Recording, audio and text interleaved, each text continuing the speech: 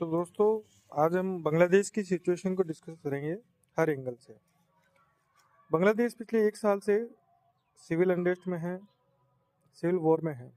शेख हसीना जब जीती थी तो अमेरिका बहुत तड़पा था। उसने इसको अपनी पर्सनल डिफीट के रूप में लिया, क्योंकि वो उसको जिताना नहीं चाहता था। चाइना और इंडिया ने मिलकर शेख हसीना को सपोर्ट किया और ये शेख हसीना बांग्लादेश का इलेक्शन जीत गई। जैसे ही वह जीती, अमेरिका इसको पर्सनल डिफीट समझकर अपने डीप स्टेट्स को एक्टिवेट करता है।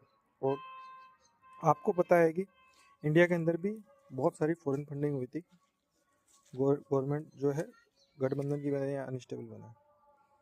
इमरान खान जेल में है और दूसरी शेख हसीना थी जो शरण लेके भारत में बैठी है। अमेरिका ऐसा क्यों चाहता है? अफगानिस्तान से जब अमेरिका की फौज भागी थी तो उसको एक बात समझ में आ गई कि जो ओपीएम का ट्रेड है, देखिए ओपीएम का जो ट्रेड है, ड्रग का जो कॉरिडोर है, वो एक अफगानिस्तान में है, एक म्यांमार में। तो अफगानिस्तान की गवर्नमेंट अब उस ड्रग के खेती को ख़त्म कर रही है। तो एक ड्रग कॉरिडोर इनके लिए ख़त्म हो गया तो दूसरा म्यांमार बचा। तो मणिपुर में जो सिचुएशन थी और बांग्लादेश में जो अभी सिचुएशन है और म्यांमार में जो सिचुएशन है, उसके लिए कहीं ना कहीं अमेरिका अपने जो ड्रग कॉरिडोर के इंटरेस्ट है उसकी वजह से इन्वॉल्व है। दूसरा, मिलिट्री बेस। अमेरिका और इंडिया और चाइना के बीच में अमेरिका मिलिट्री बेस चाहता है। तीसरा, एस्ट्रोलॉजिकल रीजंस। एस्ट्रोलॉजिकल रीजन कैसे? बांग्लादेश चंद्रग्रहण और सूर्य ग्रहण में भी था, तो वो भी बहुत सारे कारण हैं।